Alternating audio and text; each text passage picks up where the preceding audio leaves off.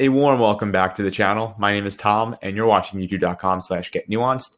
And in this video today, if you were like me at one point, which I think we all, if you're an American who pays attention to the political process that goes on, at one point or another maybe questioned whether or not the Democrats and the Republicans were being genuine or whether they were full of shit. And honestly, as the older I've gotten, and as many of you have, regardless of your age, if you've been able to take in different sorts of alternative information sources, such as independent media, whether it's left or right, I think that there's a lot of dissenting points of view that on mainstream outlets such as CNN, MSNBC, ABC, Fox, and all those other channels, CBS, those things. The ones that are all controlled by like 6 media companies, and they have like a monopoly over 90%, with the exception of the internet, of the other mainstream sources. And on the internet too, as I've talked about in other videos, that the corporatization of the internet has been something that also has been going on in the background, which I definitely will talk about in future videos. But as I mentioned in the video I made about Cuomo and the Silicon Valley people whom are going to be reforming much of our education system, at least in New York, and it'll probably be the ground zero, so to speak, for what's going to be the rest of the country, as New York City is the cultural capital and also the most largest city by population. I would know because I grew up over there, and I think there's a lot of beautiful things about the city, but it definitely was a victim of the economic crisis and the coronavirus, one of the biggest epicenters. And unfortunately, as I was up there earlier in the year, it's definitely a sad situation, and hopefully things are going to get back to normal. But on the bright side, New York, as bad as things have possibly been in the recent years, including Sandy and just in general, I would say coronavirus, Hurricane Sandy, all of that stuff that has, for so many people, still both of those, despite the distance between them, are going to be contributing factors towards a long-lasting immiseration in which a lot of people who didn't deserve it, were either victims of natural disaster or this global pandemic, which is highly contagious. And we, as a society, did not have a government that was really being able to perform its basic duty. And if you look at New Zealand or South Korea or other countries like that, or Iceland, they all were able to get farther ahead and handle this way better than the United States had done. And despite our resources and the United States being the preeminent superpower and geopolitical hegemon of the current order of the world, or world order, I guess, that is something that's fading too. But I digress. I mean, we are seeing right now the loss of prestige and legitimacy on the world stage for the United States. And this is the transition, the end of a unipolar order. And we could, as Americans, use it as time to self-reflect and learn from the mistakes of the past and adapt and be able to figure out new solutions and maybe acknowledge the wrongs and own up to the problems that we've all made, not just as a political system, but as people within a society, and learn and accept and turn mistakes into lessons to make us all better off, not just as people individually, but as a broader community and country. But hopefully that materializes. Right now, it's definitely going to be a struggle. And a lot of people, I think, are, including myself, seeing firsthand the quality of life for many people has significantly decreased if you're someone in the middle or working class, and all the other classes that aren't the handful of those who were able to largely not have to feel the consequences of this crisis, which some of those corporatist interests are the ones that have completely captured our government. And by nature, this has been an oligarchy, like many constitutional republics, like the Republic of Venice or Genoa, or even the Roman Republic of old. If you think about the patricians and how the Senate originally was structured to have the dominance over the political system, the plebs had more of a symbolic role, much like the regular plebes, the modern plebes of today, and our modern patricians being the senators. Fun fact, I think I mentioned in another video, the term senator actually comes from the Latin word senatus, which means wise old man. And the original Senate, the Roman Senate, was a council of these wise men, the elites of Roman society that went on to become the preeminent superpower of antiquity within the Mediterranean. But that's obviously another story for another day. If you think about right now the United States, this should be a time where we all reflect on events and try to prioritize the ones that are of most consequence. And in this video, I wanted to segue that into this broader issue that I think a lot of people may have heard about a little bit, but with all the news with the protests, which I think definitely is going to be another video soon that I'll talk about, which requires a in-depth discussion that is not something that can fit into a soundbite or is something that is a slogan that, if you think about the implications and the broader movement and what it potentially represents as a vehicle for change, at best and at worst, potentially getting co-opted by either the state or by interests that don't end up having it materialize in the reforms that we need when it comes to the policing system and more broadly the political institutions that determine justice and also the laws of the land. And I think that's all three branches of government which all need to be assessed. And if you look, for example, at Michigan and what happened with the dam that I just was segueing this into, not to get off track, but that is a microcosm of what has been the collective failures of both the Democrats and the Republicans on the local, state, and federal level collectively. Both of these parties have prioritized their own reelections and power politicking in DC and other areas in which they've been largely in their own bubbles. And maybe it's important. It feels like the world is centered around them. But for millions and millions of Americans across the country right now, from coast to coast, if you look at the protests, it's just an example of how many people, beyond just what happened with George Floyd, which was unacceptable, but the broader economic and social injustice of how the government had bailed out the corporations and the cruise line industry and companies that don't even pay taxes here, that have a cacophony of issues, such as with the cruise lines. They pollute the waters with their boats. And on top of that, they don't pay taxes here. They use slave labor from economically displaced migrants for the people who handle all of the grunt work when it comes to the ship.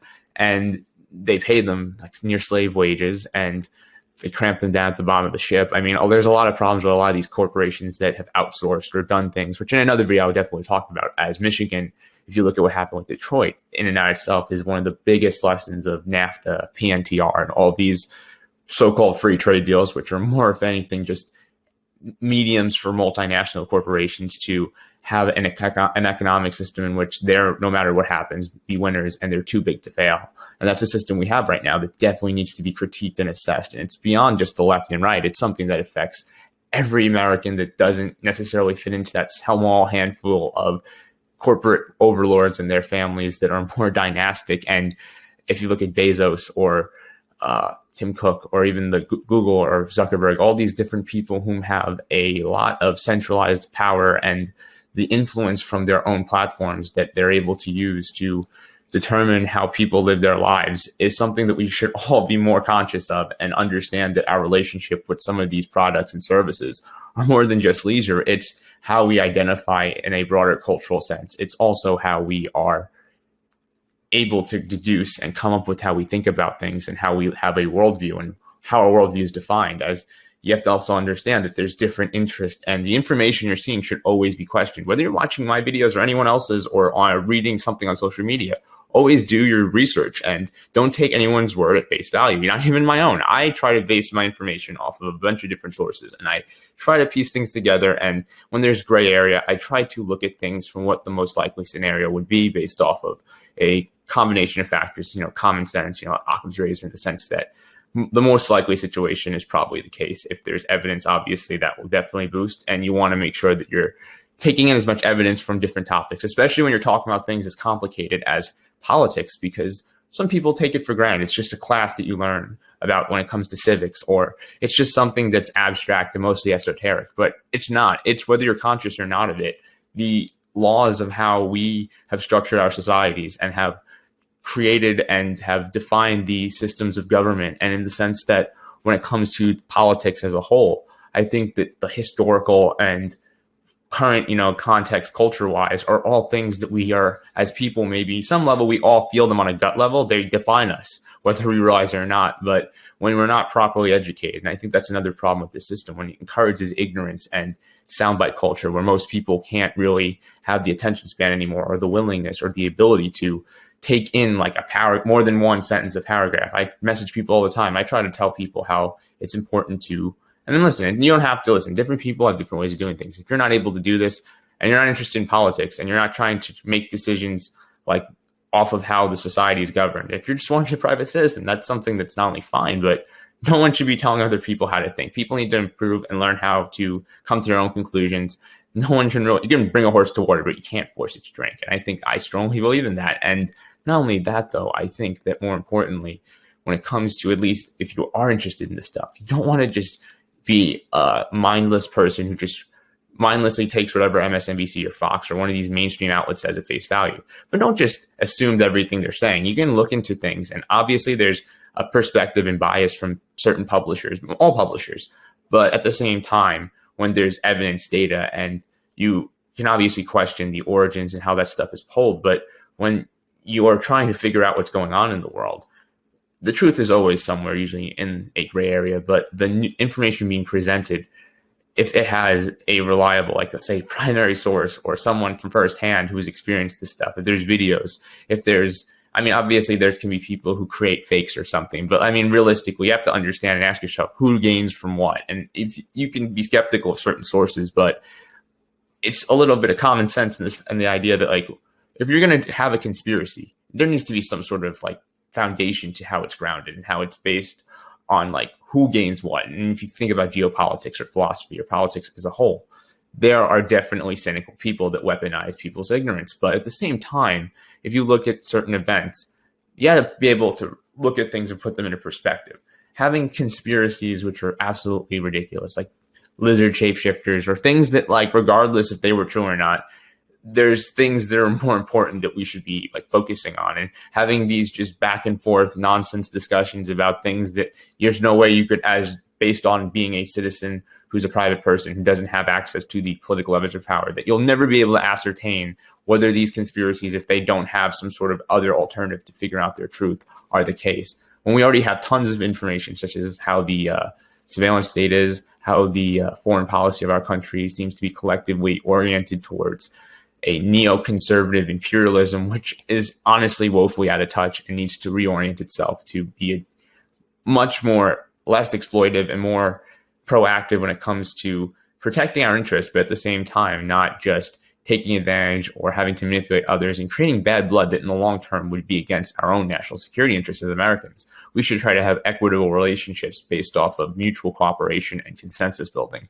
I don't think the past decades of foreign policy since World War II are any indicator, and even possibly in between those. I think there's definitely a reason to be, you can reassess and understand the history, and I'll have videos where I talk about that stuff, but you want to make sure that you're having views of this stuff that are grounded in reality and understand and prioritize certain things and be able to use critical thinking. And if that's not your forte, I personally think that politics is probably not for you. Maybe you're a genius mathematician or architect or someone who is a doctor or nurse, a lawyer, someone who, or even we have too many lawyers and not enough justice, and too many politicians that have war lawyers, and not all of them are bad, but for the other jobs mostly, I'd say, if you're more of in the STEM field or someone who isn't as much of an abstract thinker, that doesn't mean you're not intelligent. That doesn't mean also that you need to be interested in this stuff. Different people are, I think that's why specialist classes were created historically, in the sense that we do have hierarchies and we do have people, and we should all understand how different people have different limits and different interests. And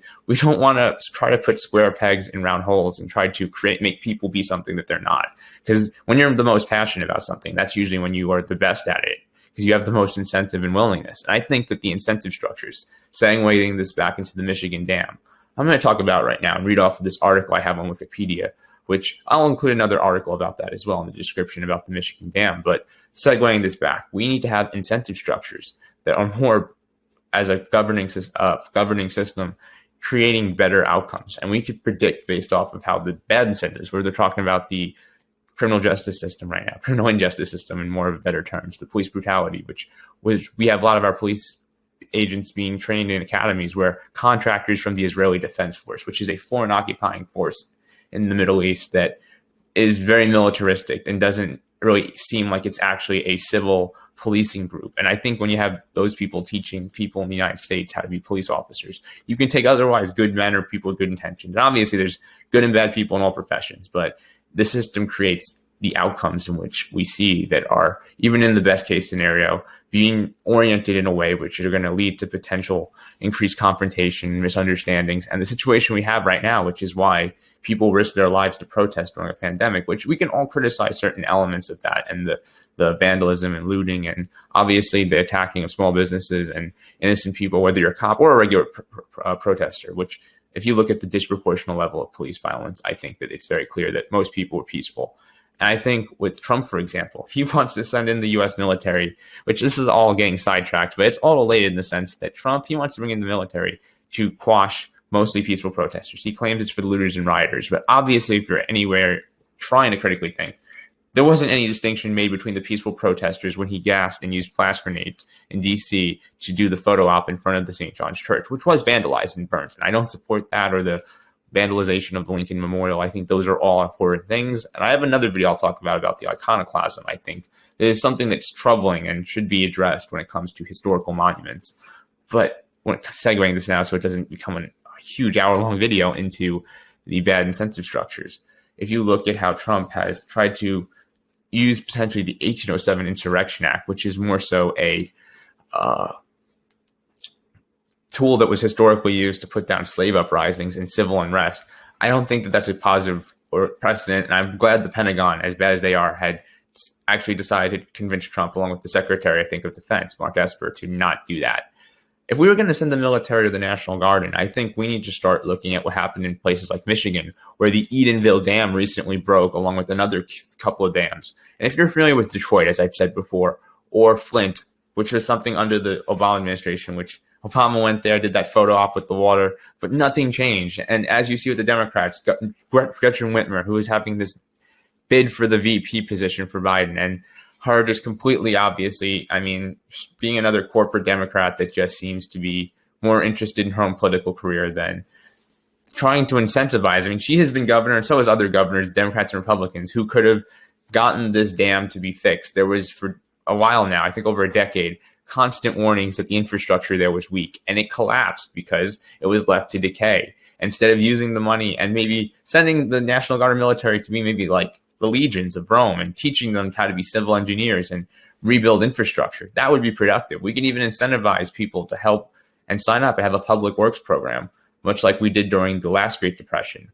And as bad as I think FDR was on certain issues, I think that when it came to the New Deal and the idea of building infrastructure, Trump claimed he was going to do that, and he never did. And he keeps saying that there's going to be one. I'm not really interested in waiting to his second term when there's been very little that has materialized from those promises. Most jobs have still been outsourced. That place he went to in Carrier, the Carrier factory, if you look into it, has had many jobs outsourced, even though he said they were not going to be outsourced. And with the coronavirus, this reaction was really bad. I mean, the government as a whole, but even Trump, the fish rots from the head down, in the sense that Trump is the chief executive of the United States, the president of the United States. And the buck stops with the president. And he has clearly not been competent, neither has the Democrats. And I'll have another video soon where I talk about the Democrats, the Senate and the House, the House and the Senate respectively, because the Democrats control under Nancy Pelosi, the House. And they've done really a shitty job as well. And same with the Senate under Mitch McConnell, whom really, I mean, these guys are we're all scraping from the bottom of the barrel when it comes to the very bad figures in our legislature that all seem to be in varying degrees almost as shitty, just collectively just not worth any sort of dignity or honor, in the sense that they don't deserve the offices of being in their positions and having the authority to govern over our society and create laws, when they are very, very lawless themselves and have enabled the real corporatist looting that happened during the CARES Act, where trillions of dollars was pretty much being loaned out from the Fed to these corporations. Most of them have been contributing towards this gig economy that most people have now found themselves just completely displaced and disillusioned by. It's a shame that things are going on this way. I mean, both parties practice an economic policy of neoliberalism, and it's been going on like this for decades. And if you look at the Edenville Dam collapsing, it was completely avoidable. The owner, I think, was even a Trump supporter, but the Michigan governor and all these other politicians should have encouraged the recreation, like the updating, the renovations of this infrastructure. I'll link in the description below. I'm not going to read the article, actually. I think that you guys can read them for yourselves and understand that 40,000 people have been displaced, and this lake was the dam was broke, and this lake overflooded and destroyed countless of people's small businesses and livelihoods during the middle of a coronavirus, the global pandemic, which, again, the government has mishandled. Detroit was one of the hotspots and has been obliterated from the outsourcing and neoliberal economic policies of the past decades, which both Democrats and Republicans have all signed off on. And that's something why I personally am registered as an independent and am probably voting third party in November. you can agree to disagree with me. I don't try to tell other people how to vote, and I'm not going to be pressured into other people shaming me in the sense that I vote based on my conscience. And I think that both the Democrats and Republicans have proven time and time again from the local, state, and federal level that for them, their own political careers are more important than the millions of Americans, including those in Michigan right now, which need help, and they need to have their infrastructure updated across the country. We should have the best of the sense of having a Roman legion where they were actually civil engineers in ancient Rome, and they built the roads and we were able to enable a service like the post office that we have, which is at risk of disappearing thanks to the Republicans and the Democrats' inaction. And we have a pandemic where people are facing rent crises, eviction and moratoriums once they are unfrozen. We're going to have a huge eviction crisis. It's going to make the 2008 financial recession look pretty relatively modest in terms of the amount of pain, which we're already seeing across the country. 40% of small businesses might be done for. I've already heard a couple of them in Tampa where I'm living at, and plenty up in New York where I grew up, that are all facing this very, very despairing future in the sense that they're probably going to have to close their doors, and their assets are going to be bought by these bigger companies, which are going to consolidate like Amazon and have a near monopoly over how our economy is structured. And this is not a bright future. And if anything, Michigan and what happened there with the infrastructure, which across the country, the Civil Society of Engineers actually gives us a grade of D every time they've recently looked at our infrastructure.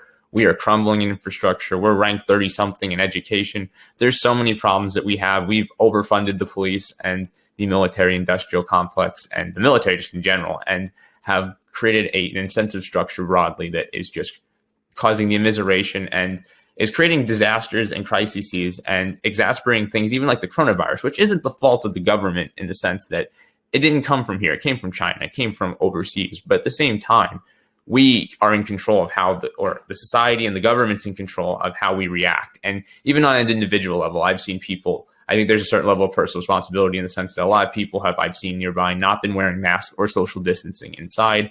And I think even though the media, which is definitely complicit in encouraging ignorance, I think that on a personal level, we all need to start taking our own initiative, because it's very clear that there's just power structures that are in place, whether you're talking about the media, the education system, and just how society is oriented, and how social media has really helped with this as well.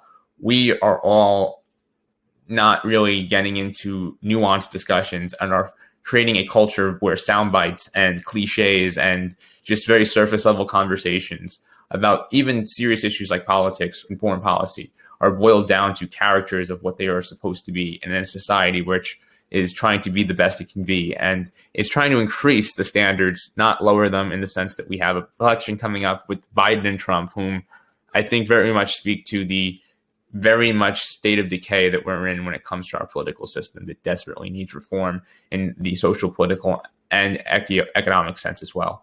All these different things, foreign policy, how our civil liberties have all been pretty much eroded, how we have a huge issue when it comes to all these different social safety nets that are just defunded and have been crippled and have largely been left to just not provide what they should be, especially during a time of crisis.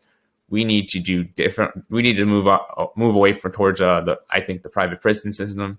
We need to look at the Campaign Zero, I think, reforms. They're actually pretty good from what I can tell.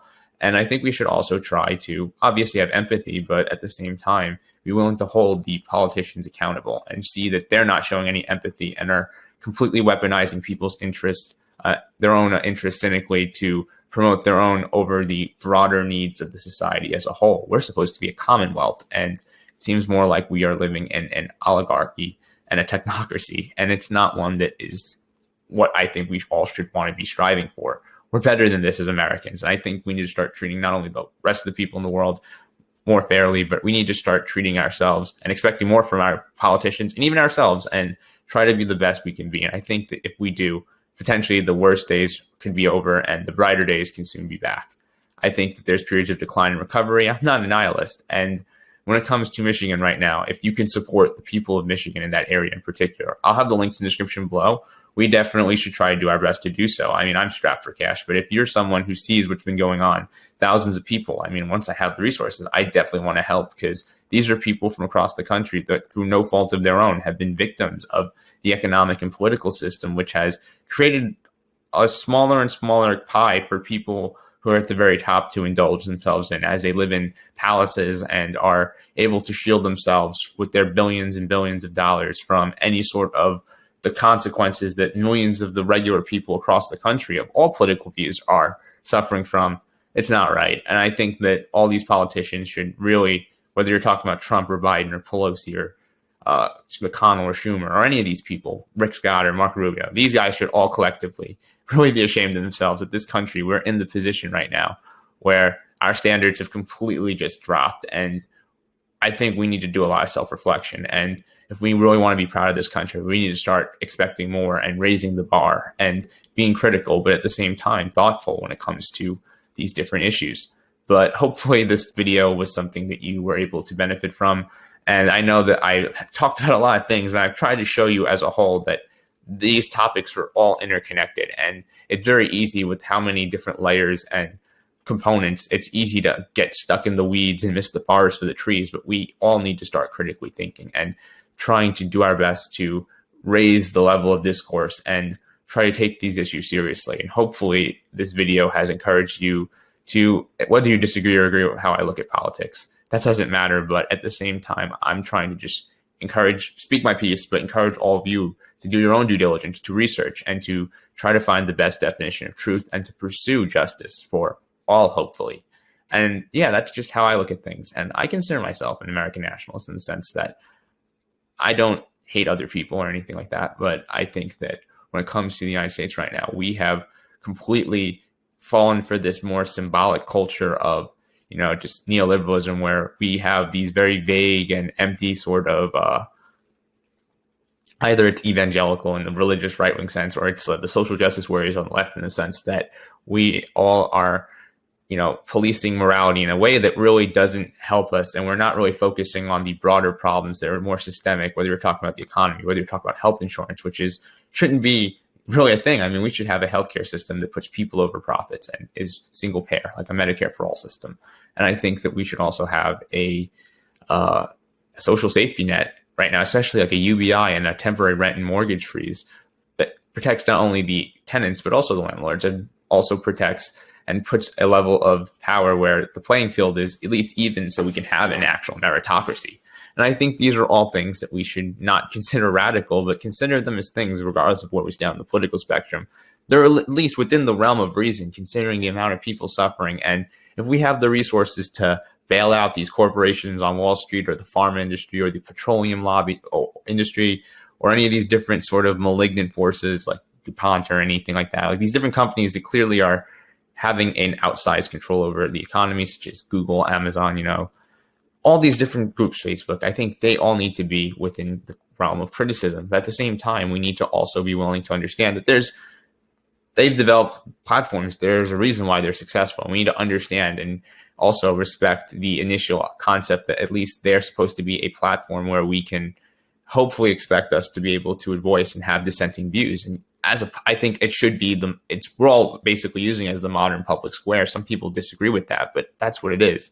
And we should ensure that everyone has access and that the best arguments and the best points of view win. But at the same time, we are defending each other's ability to practice the First Amendment and also be willing to peacefully protest or assemble, whether in real life, over the internet, or over any medium, so we could actually increase and make this country the country that I know that it can be, as great it can, not just for those who can afford it, but even those who just want to pursue the American dream and are, just doing their best and living their lives and not really doing anything that deserves the level of degradation we have right now, which hopefully improves soon.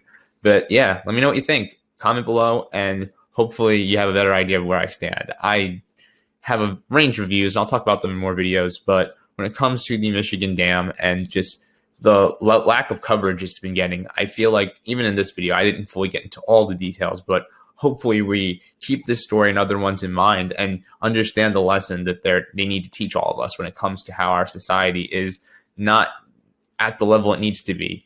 And we need to start expecting not only more from our politicians, but expecting more from ourselves and holding our own selves to account, along with our public representatives that are more so representing the interest of their donors and special interest and lobbyists rather than we the people. And that needs to change. So hopefully you agree. Maybe if you disagree, let me know in the comment section below. My name is Tom. This has been youtube.com/getnuanced, and I'll catch you all in the next video I make real soon. For now, subscribe, please, and peace out.